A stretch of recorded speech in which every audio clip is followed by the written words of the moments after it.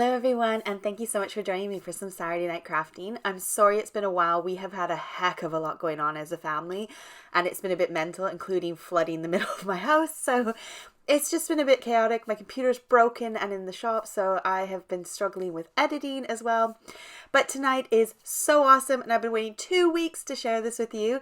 We are going to do all these really fun, amazing things and create all these crazy cool backgrounds, and I'm going to share with you how you do it. It's so quick and so simple and so easy, and you're going to love it.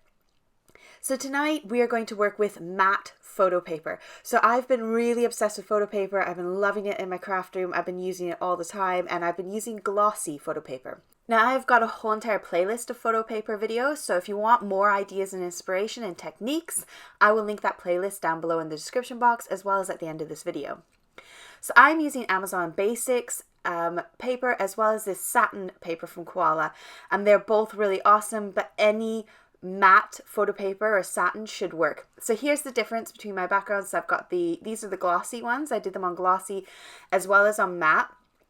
You get the same kind of technique. Like I started out with doing this fun sort of textured faux leather background and then just exploded into a whole different technique just by playing.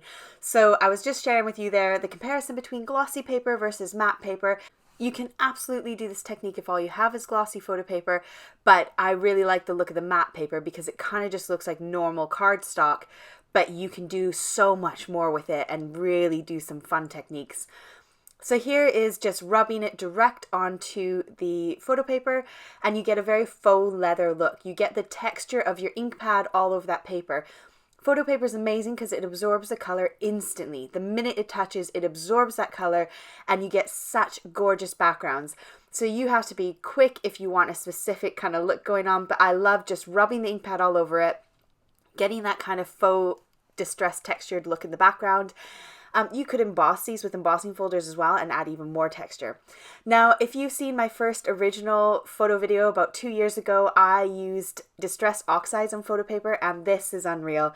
I still love distress oxides on photo paper. You get such amazing looks with it.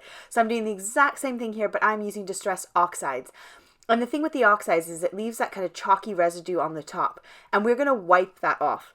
When you wipe that off, you get such a cool look underneath. The texture, the patterns, they're just amazing. Now I wanted to have a play with this textured kind of background using the inks, but also add a bit more texture and dimension to those backgrounds. And an easy way to do that is to use your scoring tool on your paper trimmer, or if you've got a scoreboard like this, you could do the same. And we're just going to make some line indentations, because when you take your ink pad and you rub it over top of a flat piece of cardstock and you've got those lines in it, it will often kind of put the ink on the top but not the indented part. So same sort of thing as if you were doing an embossing folder, but this is a nice, quick and easy way of doing it nice and cheap and creating yourself some cute little backgrounds as well. So I'm just doing a border. I'm using the 1 centimeter mark on my paper trimmer and just doing 1 centimeter on all 4 sides. And then I'm going along and doing 1 centimeter increments along the whole entire sheet of photo paper. This just gives you a bit more texture in your background and makes it look quite neat and sharp. Now you could also go diagonal, so I'm going to stick it in and I'm going to line up straight through the middle, where I'm going to line up my 2 points on the top and the bottom with my score line in the middle, and then I'm going to take that score line that I've just created and I'm going to move it along 1 centimeter. So I'm going to line it up with the number 1, and my centimeter lines run all the way down my scoreboard, so I'm just lining it straight with that line at the bottom as well, and then I can get a nice beautiful straight line. And this is just a quick way to add some more to those backgrounds if you want some more pattern going on. And this again was my original idea. I was thinking, I'm going to go with this, I'm going to use that texture, I'm going to create some fun backgrounds and do some fun cards. But then I brought out the stencils and I went totally a different direction in a minute. But I kept all this footage in because this is still awesome. This is still a great way for you to do this kind of technique. Now I'm sharing with you some different ink pads other than distress inks. I've got a few different colors in a few different brands, and I thought I'd share with you how those kind of look. My favorite one is this one, the Uncharted Marina. Oh, I can't say it. I hate that word. And someone even spelt it out for me on how you say it. And I can't remember now. I should have put that next to me so I could say it properly. But I really love this one. This one, for whatever reason, seems to split. So it kind of has the dark teal and light teal together, and you get this really funky kind of ombre look going on just naturally. And I tried out so many of the Distress Oxide inks and Distress inks, and that was the only one that kind of did that double tone look to it. So it's a really fun one to play with if you've got it. You can see the split color there. Now, I'm doing this on a piece of plain white cardstock, so you can see the difference. You can really see that texture from the ink pad. You can really see the tones kind of splitting, whereas on the regular cardstock, it's just not the same. So I love photo paper. It's so much more vibrant and bright, sucks in that color, and you can see all that texture going on. So it's really, really good fun. That's just a comparison for you. So here are the Distress Oxides. So these are the ones that I've left them to dry for a minute to really soak in that color. And now we're going to go ahead and take off the white chalky layer. And my favorite way to do this is just to use water. So photo paper is really resilient and really strong, especially if you buy like a premium one, although I did use the Amazon Basics and it was just the same. You want like a nice thick cardstock. So I think this is 250 GSM. So you want something slightly thicker. And all you're going to do is you can either spray directly onto the photo paper, or you can spray a cloth and you just wipe off that layer, and then you get this amazing wow behind it. It's such good fun. So on the left is the Distress ink, on the right is the Distress Oxide ink, and they are just slightly different. I feel like you get a little bit more like va-va-voom with the oxides rather than the Distress inks, but it's, you know, whatever you've got in your stash, just use it.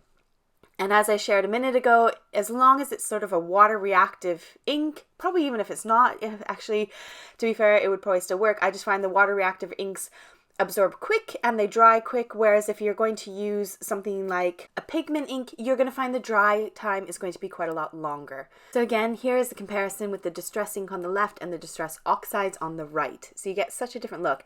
Now I went ahead and applied some Distress Oxide to that one on the right hand side, and I'm going to take it off with my wet cloth, and then you can see that difference between the Distress ink and Distress Oxides. They're quite a big difference. You get that tone difference a lot more. It's just gorgeous. I love working with photo paper so much. You get such cool looks. So on the left, Distress ink, middle Distress Oxide, right paper, just normal cardstock. Now here's where we can go a little bit fun. If you've got stencils, we can have a big play if you've got Distress Oxides and stencils. So this is now going to be all about Distress Oxides and how much fun you can have. Place the stencil over the top, wet your cloth, and remove the powdered bit, and now you've got like a two-tone look going on, a really fun background, and that doesn't wipe off unless you use water. That powdery residue is not coming off. Now this one I love. This is a gorgeous stencil. This is from Alina Crafts, and I love this one. This is one of my favorite backgrounds I created. Look at that. How gorgeous is it? It looks almost like there's like marble kind of showing through that Distress Oxide that's on top. So loads of fun to be had with stencils, but we're going to take it a step further. We're going to do it even cooler in just a minute. So just to kind of share with you, you can also do some ink blending on the photo paper. Just bear in mind that once that ink hits, it's there. So you can't really blend it per se, because once the ink is down, it kind of sucks straight in, and you can't really apply a color over top of it. It just sort of has absorbed its sort of maximum absorbency. Now all the stencils I'm using for the rest of this video come from Dolly Dimples, and she does ship worldwide. She's online, but she has got heaps of stencils, absolutely heaps, and these are really big. These are, I think, just slightly bigger than like A5, so they're quite large, and they cover all my cardstock backgrounds, which is why I really like them. They're a nice massive one that can kind of cover up that A6 background really nicely. Actually, I think it is A5, not over A5. Now this one I lost the packaging for, so I shared with you the little code there if you want to look it up. I will link her shop down below for you. You can go check out her things if you want. So this is originally how I thought I would get multiple colors onto my sheet with my photo paper, but we are going to go into some serious wow moments now, and I'm going to share with you how you can really step it up in a totally different way. So we know that the photo paper absorbs that ink instantly. The minute you start sticking it down, it just sucks it in like a sponge. So what if we stencil on our ink and take the stencil off? We've got that blank space left over. Now I'll come back to that pink one in a minute, but I want to share with you this blue one first, but I lost the footage of me doing the stencil of the blue one, so I kept that pink one in there for you. Now what we're going to do is we are going to ink over the ink. Now this is the amazing thing with oxides. It's got that kind of protective, dusty layer on the top. So we're going to apply that first level of ink, we're going to apply a second level of ink, and then we're going to take it off. So I'm going to spray directly onto my photo paper. It works just as good as spraying onto the cloth. And then we can remove that powder. And how amazing is this?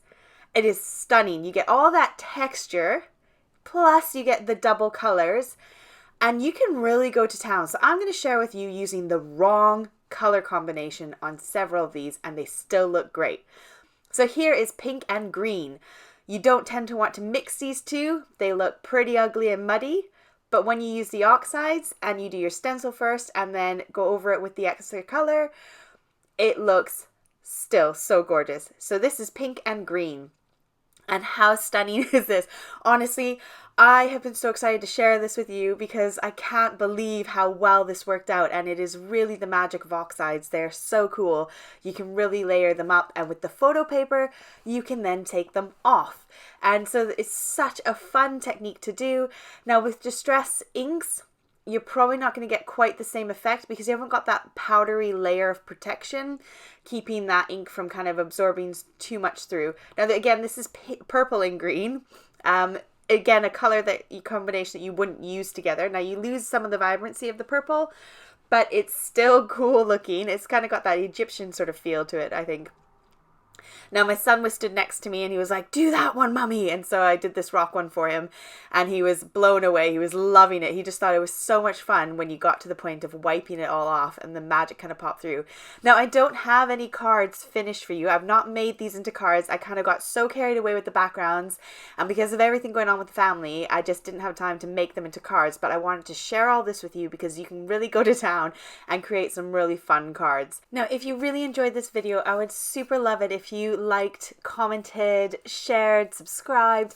All those things keep my YouTube algorithm going. And we've had quite a lot going on with our family this year, so my algorithm's kind of dropped and my subscribers have kind of been slowing right down. So every one of your likes and comments means the world to me. This is my full-time job and I make a full-time income from sharing free content with you. I honestly appreciate every one of you so much. It means that I can work from home, I can be a mom, and I can earn an income for a family just by creating videos and doing what I love. So thank you to all of you for allowing that to happen. I've got my social media links down below in the description box, so if you want to join me on Instagram or my Facebook group, you can click those. There's also a Buy Me a Coffee if you feel like you'd love to contribute to my channel in a different way. There's an extra little app there that you can click on and you could go ahead and send me a free drink. So again, thank you so much for joining me. I hope you have a fantastic rest of your weekend and I look forward to seeing you hopefully one more time before Christmas. Take care, have a lovely night. Bye.